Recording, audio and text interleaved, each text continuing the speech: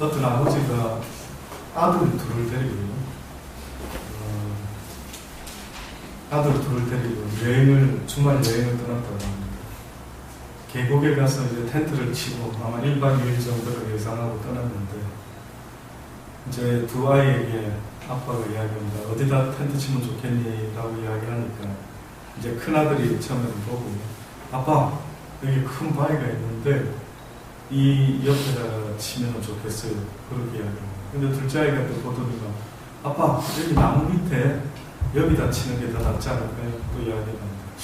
글쎄, 어디다 칠까? 또 그러더니만 또 아이들 위로 또 올라가면서 혹시나 더 좋은 자리가 있는가 싶어가 또 찾아보고 올라갔어요. 아빠, 여기는 어때요? 또 저기는 어때요? 그러다가 보니까요, 오히려 맨 처음에 봤던 그 한두 군데 정도에서 오히려 텐트를 치는 게 낫겠다 하는 판단이 이제 섰던 모양입니다. 그래서 이제 아이들이랑 아빠가, 그럼 우리 처음 봤던데 거기 가서 텐트 치자 하고 이제 내려왔습니다. 근데 또 내려왔더니만 다른 사람이 먼저 텐트를 치고 말았습니다. 자리를 빼앗긴 거죠.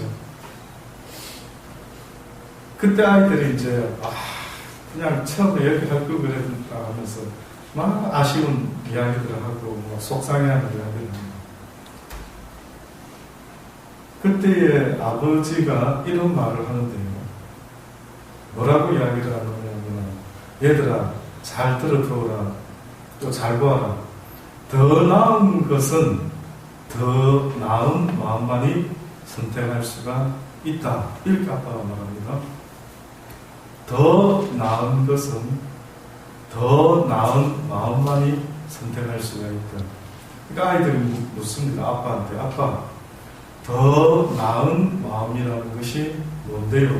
라고 했더니만 아버지가 아들들에게 장점을 크게 보고 단점을 감싸 안으면서 선택하는 마음이 더 나은 마음이다.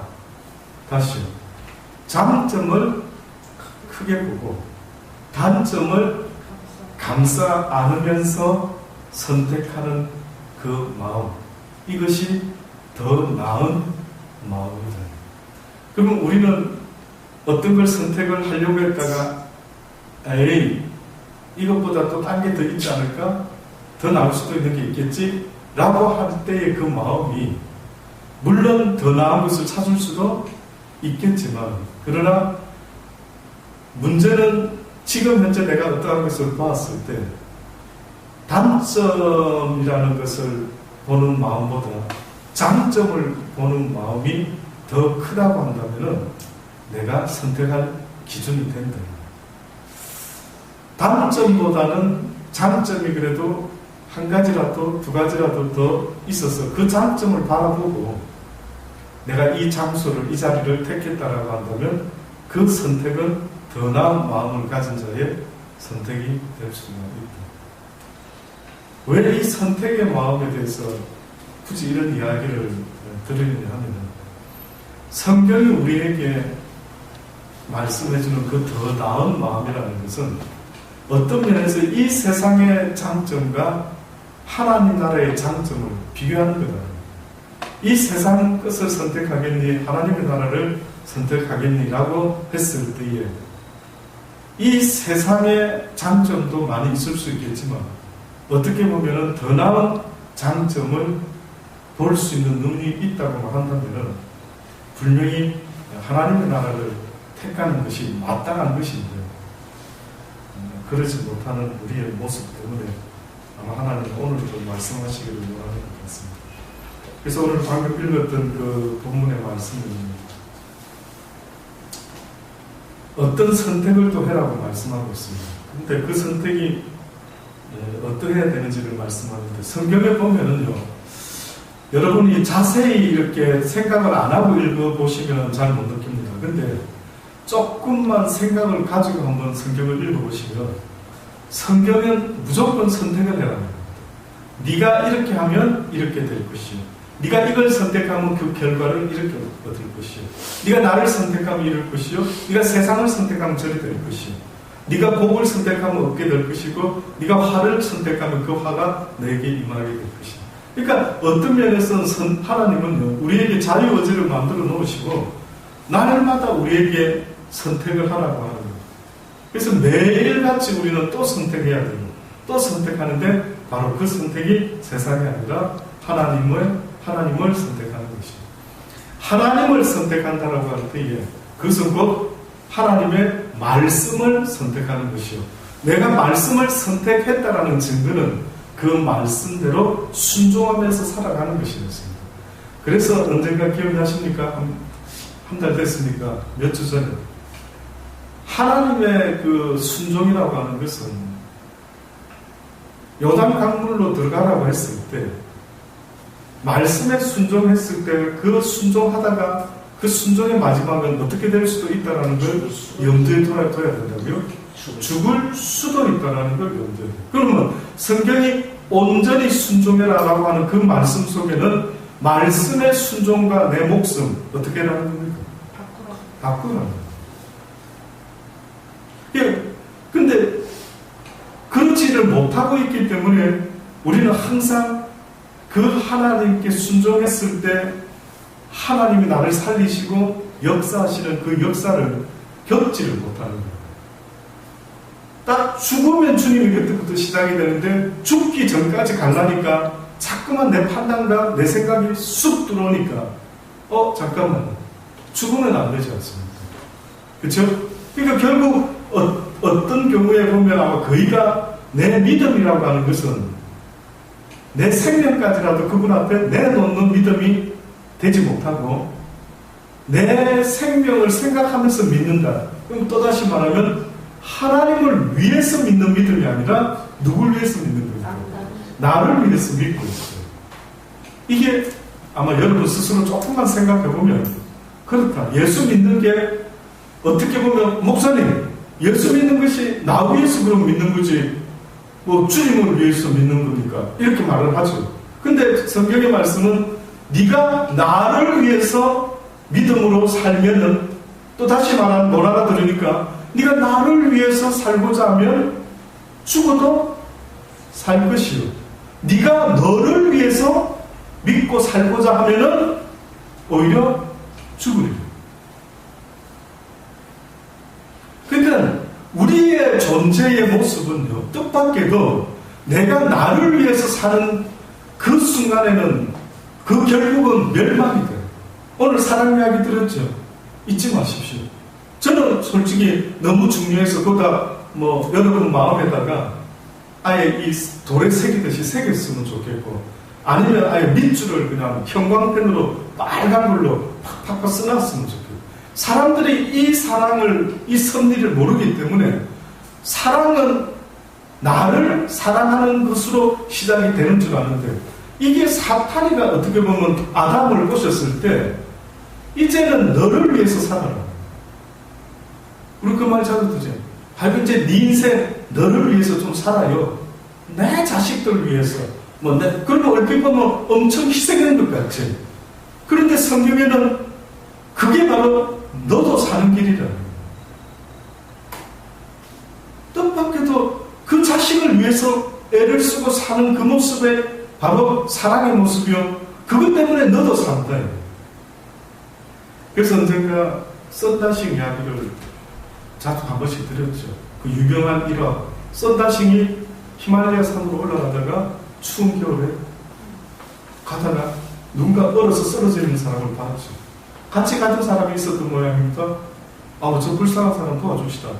그랬더니만 내 한 몸지로 살기도 어려운데 나도 지금 어찌 될지 모르는데 정신 나갔어. 이러면서 자기 몸을 먼저 생각하고 한 사람 올라가고 썬다싱은 죽어가는 불쌍한 얼어 죽어가는 그 사람을 위해서 등에다 업고 올라갔다. 가다 보니까 앞서 갔던 사람이 쓰러져서 그도 얼어 죽어가거든요. 그런데 썬다싱은 불쌍한 사람 살리려고 등에 업고 가다 보니까 땀이 나고 그 몸에서 열이 나가지고 오히려 그 사람도 살리고 자기도 얼어 죽지 않아요. 너무나 간단한 이야기라서 이해가 안 될 수도 있었죠.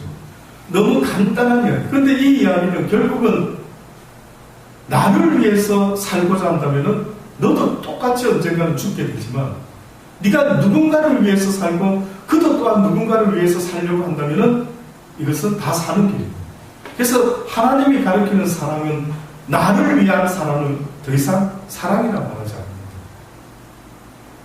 그러니 주님께서 나도 너를 사랑해서 이 땅에 와서 십자가에 달려 죽어 주었으니 뭐라고 우리에게 가르쳐 주십니까? 너희도 서로 이같이 그렇게 내가 너희를 사랑한 것처럼 그렇게 사랑하라. 할 수만 있다면 누구까지도 그렇게 사랑해라고. 원수까지라도 사랑해라. 모르는 사람은 내버려 두세요. 어느 때 살다 보면 답답하죠. 내 마음과 생각과 달랐어. 왜 저렇게 판단하지? 왜 저렇게 말하지? 왜 저렇게 생각하지? 왜 저런 걸 선택하지? 답답하죠. 저 멈춤이. 하나님은 뭘 하시냐면요. 그 답답한 인간하고 싸우고 다투고 막 그것 때문에 마음 뺏기고 해라는 게 아니라 뭐라고 말씀합니까? 아는 네가 더 이해를 하고 아는 네가 더 용납하고 더 덮어주고 그런 사랑을 몰라서 그렇다면 네가 사랑을 아느냐? 그럼 그를 더 이해하고 그를 위하여 기도하라. 너를 핍박하는 자가 있느냐? 그를 위하여 뭐라 했습니까? 기도하라고 매뉴얼에다 써놨지 않습니까? 다른 답이 있으면 그걸 하죠. 근데 성경을 알다 보면은 일일이 매뉴얼에 글을 사용 설명서 써놓으시듯이 설명서를 써놨지 않습니까? 저는 가장 어떤 기계를 사면은 여러분 보통 새로운 물건 구입하면 무엇부터 합니까? 거의 사용설명서 쫙 찢어가지고 버려버리고 가만히 있어라 이거 어떻게 해서 이러는 분이 있습니까? 사용 설명서를 보면 혹시 아십니까? 가장 1페이지, 2페이지 장식하는 내용이 뭔지 아십니까? 이름. 그렇죠. 호칭, 명칭, 각 요건 뭐라고 하고 요 파트는 뭐고 요 이름 다 있죠. 그 이름 다음에 그 다음에 가로치든지 아니면 그 밑에다가 1번, 2번 해가지고 1번은 그다음 뭐라고 이름 내놓고 뭐가 적혀 있습니까? 그 다음에 처음 사용할 때는 뭐. 그 작동법, 그 기능, 요거는 누르면 어떤 기능이 있고 그 설명서가 1페이지, 2페이지, 3페이지 그게 처음 나오지 않습니까? 지금 하나님이 우리에게 말씀하는 것도 어떻게 보면 성경도 인간 매뉴얼, 설명서다. 그렇죠? 언젠가 이게 진리를 했죠. 의사 선생님 말씀 진리를 했습니까? 뭐 10년, 20년 전에 우유 먹으면은 토실토실, 밤토실 된 데가 기를 써서 부잣집 애들이 앞다퉈 우유를 먹는 게 부럽지 않았습니까? 근데 또 어느 순간에 뭐 소젖을 너무 먹으면 애들이 소새끼가 돼서 부모 말도 안 듣고 들이받는다. 이래가지고 소젖은 소한테 좋지. 왜 애들한테 먹이냐? 이런 이야기가 나왔습니다. 그때 저는 또 그 이야기 들어보니까 그렇지. 소젖은 소새끼한테 좋은데 왜 소젖을 사람이 먹지? 그런 생각 안 해보셨습니까?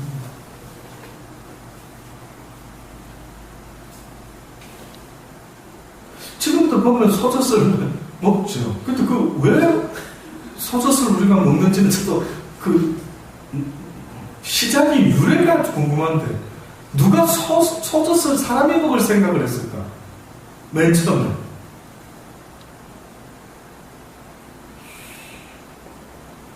그냥 소들만 새끼들만 먹으라고 내버려 두지 어느 인간이 제가 먹어봤으면 좋겠다. 이러니까 소젖을 왜 시작했는지 저도 모르겠어요. 그러니 뭐 처음에는 소젖 인간에게도 좋다 뭐 이래 나왔다가 또 지나니까 또 안 좋다 뭐 또 나왔다가 또 한때는 커피도 몸에 안 좋다 뭐 이래 또 나왔다가 치매 예방에는 커피가 또 좀 좋다 또 이래 뭐 나왔다가 뭐가 또 좋으면 좋았다 했다가 또 뭐 당뇨 환자한테는 또 안 좋았다 하더라고요. 또 최근에 또 보니까요, 효과 없다. 췌장을 활성화시킬 수 있는 거는 아연이다, 아연. 이게 또 나온 거 아십니까? 최근에 어디를 보니까요, 어느 한국 박사가 과학지에다가 당뇨를 잡는 그 어떤 방법을 계속 연구했던 사람 모양이에요.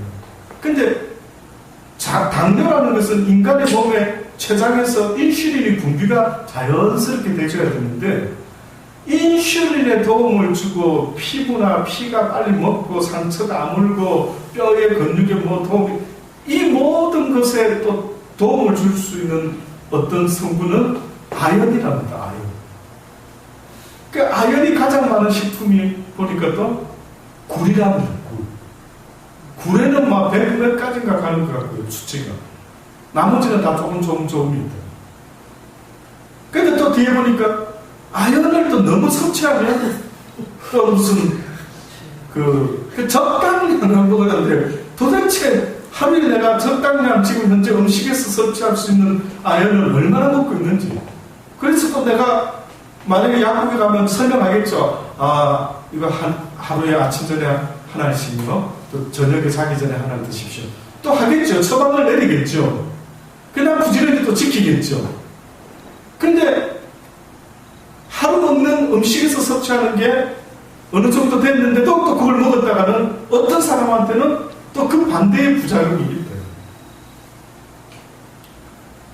또 과학이 또 발전되면 그때 한 10년 전, 20년 전 무식했던 과학자들 또 그 설을 뒤집어 엎고 또 새로운 또 설이 나오겠지.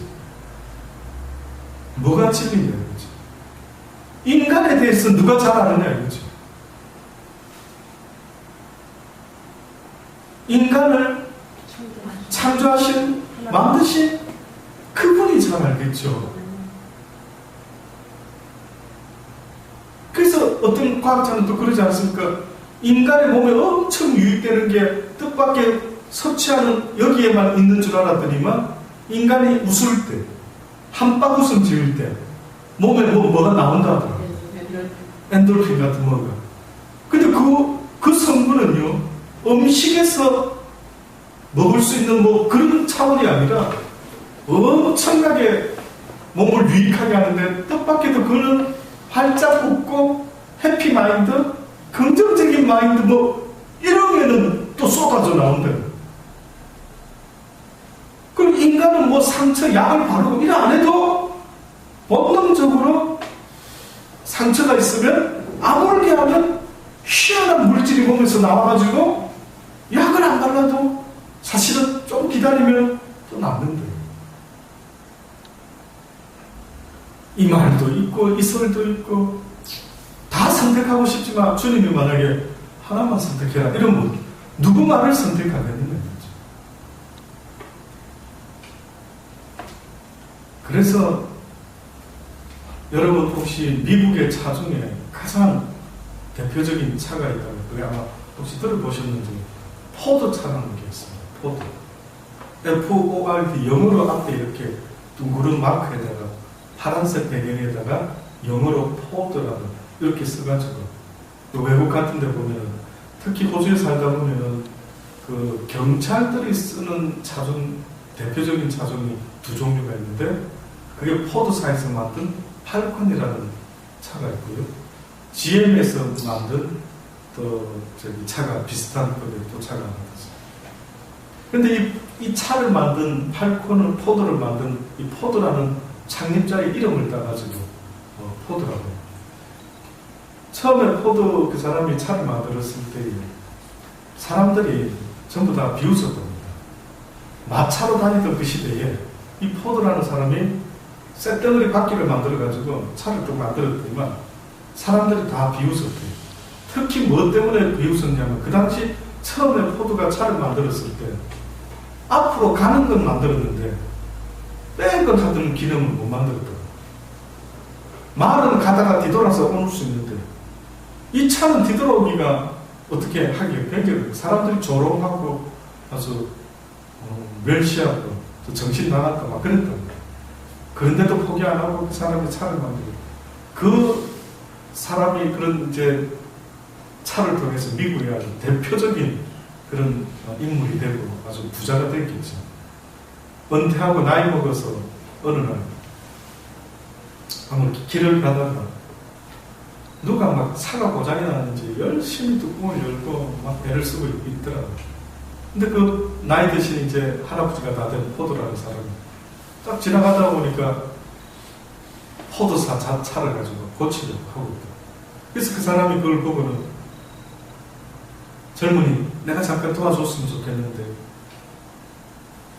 아니 할아버지가 뭘 돕는다고 그래도 한번 도와줘야겠다. 그거 한번 해보십시오. 뭐 잠깐 따닥따닥 하더니만 자 시동 한번 걸어봐.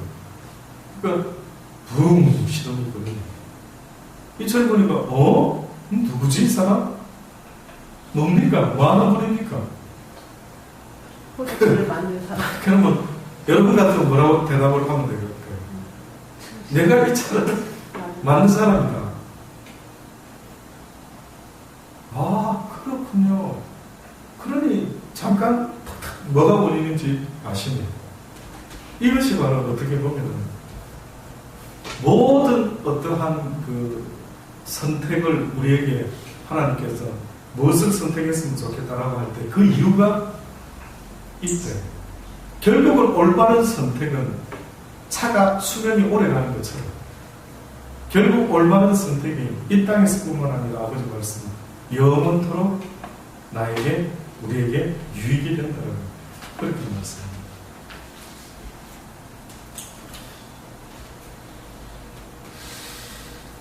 그러므로 무엇이든지 남에게 대접을 받고자 하는 대로 너희도 남을 대접하라. 이것이 율법이요 선지. 이 말은 곧 네가 남에게 대접을 받고자 하는 선택을 하는 것보다 무엇이 낫다고요? 오히려 받고자 하는 대로 대접하는 것이 올바른 선택이다. 참 놀랍죠? 그럼 여러분, 만약 지금 여러분 머릿속에 잠깐 생각해 보세요. 아, 나는 누가 기회 닿으면 뭘 사줬으면 좋겠다. 누가 나한테 오늘 한 통 낼게요. 뭐 드시고 싶으세요? 그럼 한번 지금 떠올려 보십시오. 그럼 뭐 사달라 해야지. 떠올렸습니까? 떠올리셨죠? 근데 이제 어느 날 누가 아우 배고파라 돈도 없고 이런 사람을 딱 만났습니다. 그러면 그 사람에게 물어보요. 뭐 드시고 싶은 거 있으십니까? 아니요 괜찮습니다만 그냥 뭐 아무거나 뭐 국수도 좋고 뭐 국밥도 좋고 뭐 아무거나 괜찮습니다. 됐다 합시다. 그러면 선택이 나에게 있다. 그럼 여러분 어떻게 하라는 겁니까? 나 같으면 내가 먹고 싶었던 이걸 사주면 참 나는 맛있게 지금 먹을 수 있겠다 싶은 뭔가 떠오를 수도 있겠죠. 그럼 네가 먹고 싶은 대로 네가 이거 대접받으면 기분이 째질 것 같다라고 하는 그것을 어떻게 하라는 거죠? 대접하라는 거죠. 그럼 우리 생각이 또 머릿속에서 막 혼란이 일어난다, 막 갈등이 일어난다. 아니 막 국수라도 사주면 감지덕지 먹지 뭐를 뭐 내가 먹고 싶은 거 대접받고 싶은 거 뭐 그거를 굳이 하나님은 그게 안 된답니다. 그러면 아 이거 참 내 이웃을 누구같이 사랑해라고요? 내 몸같이. 내 이웃처럼 사랑하라고 속편한데 왜 자꾸 기준이 나한테 맞춰져 있는 모든 기준이. 쉽게 말하면 네가 나한테 어떻게 하면 기분 좋냐? 그럼 그대로 어떻게 하는 겁니까? 남에게도 그렇게 해라는. 근데 만약에 그걸 이제 아는데도 나는 국수 뭐 이런 거 별로 안 좋아하는데 가격이 싸니까 싼 맛에 이래가지고 누굴 사줬습니다. 이거라도 감사하겠지 저 사람은. 그 사람은 모르지요. 막 국수라도 그 사람은 고마워하겠죠. 근데 문제가 어디에 있는지 아십니까? 주님이 내 마음을 보고 계신다. 주님이. 그 우리 속까지 다 들여다보는 그 주님이 사주면 뭐 국수 사주면 뒤돌아서 가지고 아이고 이놈은 국수 지겹다 이러면서 너는 왜 국수 사주느냐 이거죠. 그래서 그럴 때마다 생각나는 사람 중에 한 사람이 아브라함입니다. 아브라함이 나그네를 처음에 만났을 때, 그렇죠? 우리 집에 잠깐 들어와서 좀 쉬었다 갔어요 했을 때 그 나그네 천사가 첫 마디 듣고 그렇게 할게 이랬습니까? 안 했습니다. 그렇게 처음에는 됐다고. 근데 성경에 보니까 어떻게 했냐, 간권했다고 나와요. 간권이 뭡니까? 강하게 권했다. 권하되 적당히 권한 게 아니고 강권했대요. 저도 가끔 저에게 물어보시는 분이 있죠. 목사님 뭐 드시고 싶은 거 있습니까?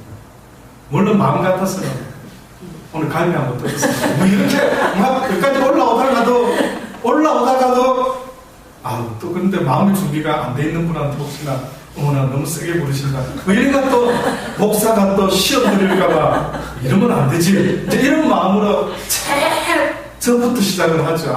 그냥 막 칼국수든 막 그냥 요번에 보니까 여기 한우대감집에 제가 한번 가봤습니다. 낮에만 하더라고요. 세일을 7,000원짜리 뭐 5,000원 네, 국밥 내지 그 다음에 곰탕 뭐 이러고 고기 1인분에 9,000원 뭐 이러고 뭐 시키면 고기 먹는 사람한테 뭐 1,000원에 먹고 2,000원에 뭐 된장국이고 뭐 있다 뭐 이렇게 해놨더라고요. 곰탕을 먹든 뭐 국밥을 이렇게 가서 뭐 가격이 어떻든 먹을 수가 있겠죠. 근데 저는 만약에 최저치로 해서 이것도 괜찮습니다 할 수 있죠. 상대가 시험 들지 않도록. 근데 하나님은 기준을 거기다 두는 게 아니고 어디다 두느냐면 네 마음에 두라는 거예요. 네 마음. 그러면 이건 또 뭐냐면요, 반대로 진짜 오늘 나는 곰탕만 먹어도 진짜 기분 좋은데 그 사람의 마음이 곰탕이 아니라 오늘은 갈비를 사드리겠다 이겁니다. 왠지 오늘은 갈비를 사고 싶다라는 거예요. 그러면 그 어디에 맞춰야 됩니까? 한번 제가 여쭤볼게요. 사주는 사람은 오늘 갈비 합시다 이러는데 너무 무리하지 맙시다. 그냥 오늘은 세일하니까 5,000원짜리 국밥도 지금 맛있습니다.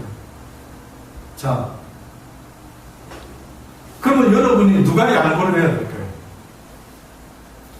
그저 받는 사람이 양보하겠지. 사겠다는 사람을 사고. 예? 또요? 동의하십니까? 아니면 다른 의견? 누가 양보해야 됩니까? 나는 딱 지금 오늘 막 갈비를 사도 막 나도 먹고 싶고 막 오늘 막 괜찮다.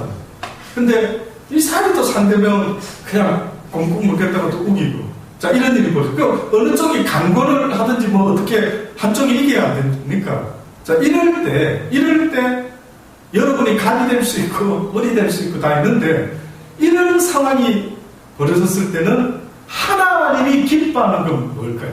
그럼 누가 양보해 간다면 누가 양보를 해야 되냐, 그렇죠? 갈비 사는 사람이 사야 됩니다. 맞습니다. 그러니까 얻어먹는 사람은 주체가 내가 되는 것 같지만 잘 들어보십시오. 하나님의 설명을 잘 한번 들어보세요. 우리 생각할 때 오늘 누가 이렇게 대접을 하겠습니다 하면 오늘 주인공은 대접하는 사람일 수도 있지만 대접받는 자가 주인공 아닙니까?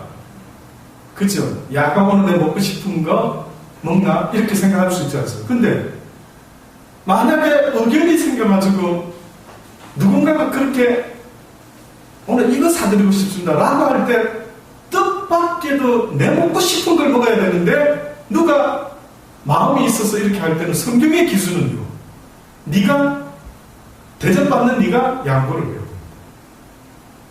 누굴 위해서? 그 사람을 위해서. 다시 말하면은 네가 선지자의 이름으로 선지자를 대접하면 네가 무슨 상을 받는다고요? 선지자의 상을 받아. 네가 내 이름으로 이 소자나에게 냉수함들에게라도 대접한다면 내 이름으로, 그러면 그 상을 잃지 아니하리라. 이런 하나님의 성경의 진리의 말씀들을 결국은 대접, 소자는 뭘 주든 간에 그냥 이걸 주면 이것도 군소리 없이 먹어야 되고 이런 입장입니다. 어떻게 보면. 근데 뜻밖에도 주인공이 어떤 면에서는 대접받는 자일 수 있겠지만, 그러나 기준은 대접하는 자. 그래서 지금 무엇이든지 남에게 대접을 받고자 하는 대로 너희도 어떻게 하라고요? 남을 대접하라. 그러면 상이 있지만, 그렇지 않는 인색한 대접은 어떻게 보면 하나님 기준에는 오히려 안 한만 못할 수도 있다. 참 우리 하나님은 풍성한 분입니다. 참 우리 하나님의 이 법칙이 적용되면 이 세상에 가난한 자도 없고 부하다고 말할 자도 없고 다 똑같이 먹고 남는 것입니다. 그래서 만나와 메추라기 이야기하실 때 그거였습니다. 오늘 이만큼만 걷어냈으면 딱 그만큼씩 한 사람분 거두니까 성경에 뭐 했습니까? 부족한 사람도 없고 남는 것도 없고, 어쨌든 적당히 딱 좀 더 거둔 사람은 좀 모자라는 사람 채워주고, 마치 모자라서 걱정할 뻔했는데 또 누가 채워줘서 어찌게 퍼펙트하게 딱 맞아 떨어졌다. 이것을 성경은 우리에게 말씀을 합니다. 그리고 두 번째가요, 오늘 뭘 선택해라 하느냐면 좁은 문으로 들어가라. 멸망으로 인도하는 문은 크고 그 길이 넓어 그리로 들어가는 자가 많고, 생명으로 인도하는 문은 좁고 길이 협착하여 찾는 이가 적습니다. 자, 지금 그럼 제가 방금 읽은 말씀 가지고 여쭤봅니다. 지금 성경에서 이때까지 좁은 문, 낙타가 바늘기로 들어가는 것처럼 부자가 하나님의 나라에 가는 게 어렵다라고 하면서 굉장히 좁은 문. 그럼 여기서 지금 방금 뭐래요? 좁은 문의 의미는 뭡니까? 말씀대로 살아갑니다. 여기 있는 말씀으로. 생명. 예, 한마디로 말하면, 여기 표현으로 하자면, 생명으로. 예, 말씀 맞죠? 근데 이제 이 말씀대로 산다라는 것을 성경은 쉽다라는 의미입니까? 좁다라는, 어렵다는. 이거 분명히 어렵다. 육을 갖고 있는 한 영적인 말씀대로 산다라는 건 이 육이 방해를 하기 때문에 이게 너무 어렵다라고 지금 말씀을 하는 거예요. 그래서 그냥 모든 사람들이 넓은 길로 간대. 근데 좁은 길은 생명으로 인도하는 길이라는 이 의미는 여러분 꼭 잊지 마세요. 성경에서 생명을 이야기할 때는 100% 육신의 생명을 생명이라고 말하지 않는다. 그래서 육의 생명 이야기할 때 여러분이 잘 아는 이야기죠. 뭐라고까지 말하냐면 이 생명은 수에 칠 가치가 어디 있느냐? 70이요. 강건하면 뭐 80이요. 이걸 수라고, 이걸 생명이라고 말할 수 있느냐?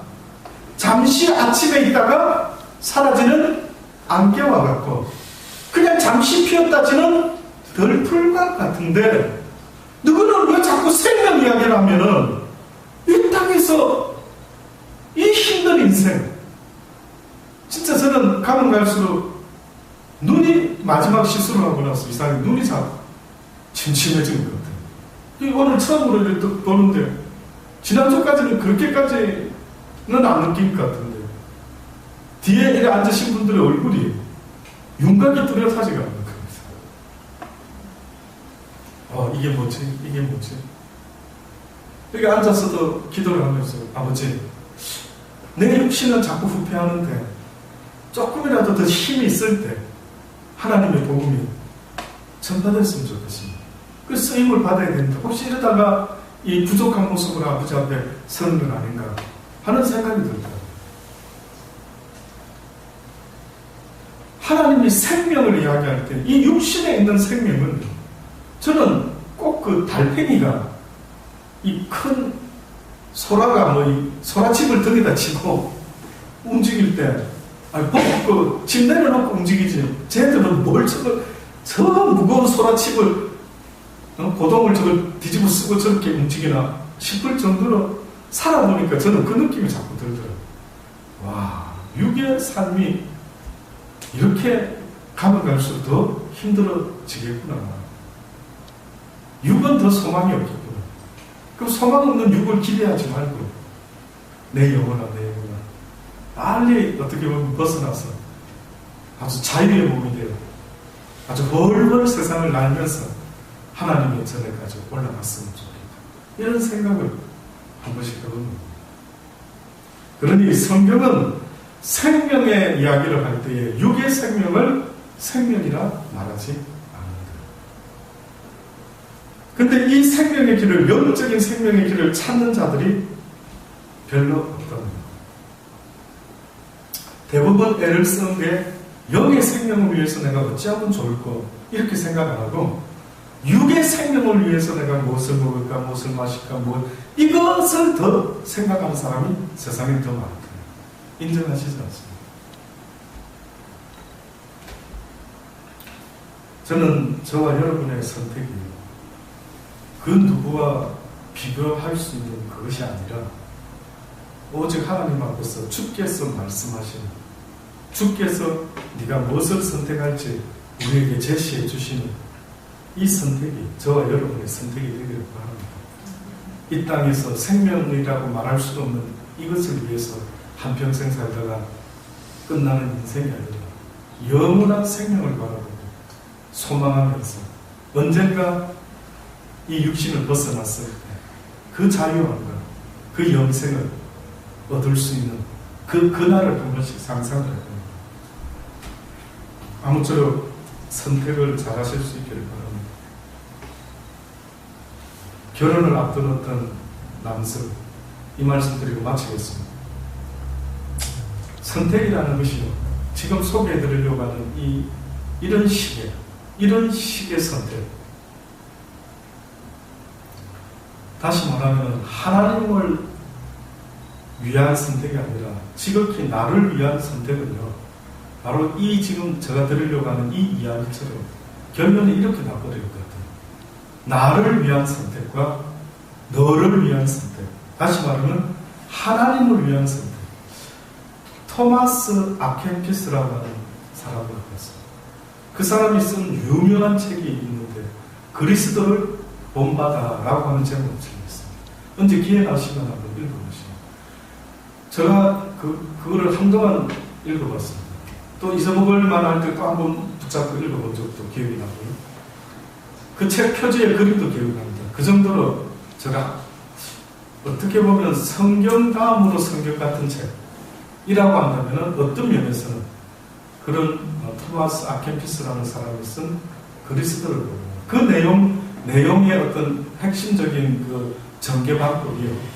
한마디로 주님이었으면 어떻게 선택하셨습니까? 주님이라면 과연 이 상황에서 뭘 선택하셨습니까? 항상 그런 각도에서 그 내용을 쓰고 있어요. 우리는 불쑥 내가 나타나서 선택을 하지 않습니다. 내가 선택하지 않습니다. 근데 그 책 내용을 보면은 어떤 상황이 벌어졌을 때 내가 선택하려고 하지 말고 주님이라면 이 상황에서 무엇을 선택하셨어요? 근데 내가 선택하는 경우가 있다. 어떤 결혼을 앞둔 젊은 남성이요. 어떤 선택을 하기를 결정을 했느냐면 완벽한 배우자, 가장 나의 이상적인 어떠한 배우자를 내가 선택해야지 하는 목표를 딱 줬습니다. 그래서 그 이상적이고 완벽한 배우자를 찾기 위해서 온 세상을 다니면서 여행을 하기 시작했습니다. 그래서 온 세상을 돌아다녔는데도 안타깝게도 시간은 자꾸 흘러가는데 결국은 40년 동안 찾아냈다.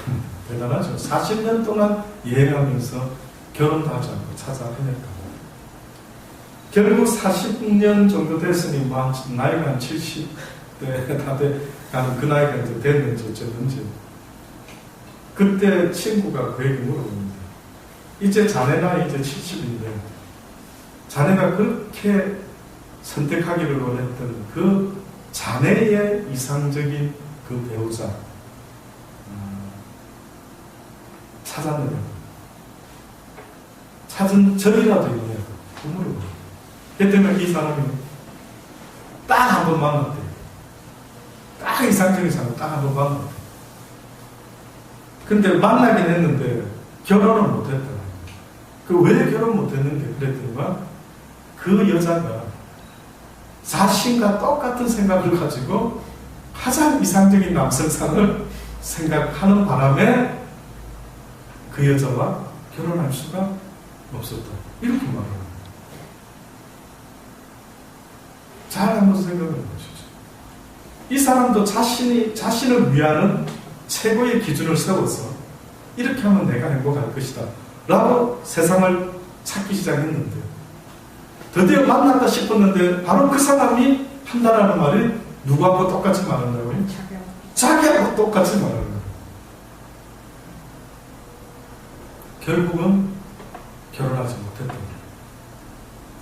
특별한 이야기 아닌 것 같지만 결국은 나를 위한 선택을 이와 같이 허무할 뿐이다. 잊지 마십시오. 내가 나를 더 잘 알면 내가 나의 이상형을 찾아서 한번 움직여보겠는데 안타깝게도 나보다 나를 더 잘하는 분이 있으니 그분이 바로 하나님이십니다. 그분이 이렇게 말씀합니다. 네가 니를 위하여 기쁨을 구하지 말고 네가 나를 위하여 기쁨을 구하면 너보다 너를 잘하는 내가 너의 기쁨이 되어줄 수가 있다. 기도하시겠습니다. 좋으신 아버지 하나님 그렇습니다. 우리의 선택은 날마다 나의 기쁨을 구하고 있지만 그러나 이제는 무엇이 진정 나의 기쁨의 선택이 되는지를 깨닫게 하셨습니다.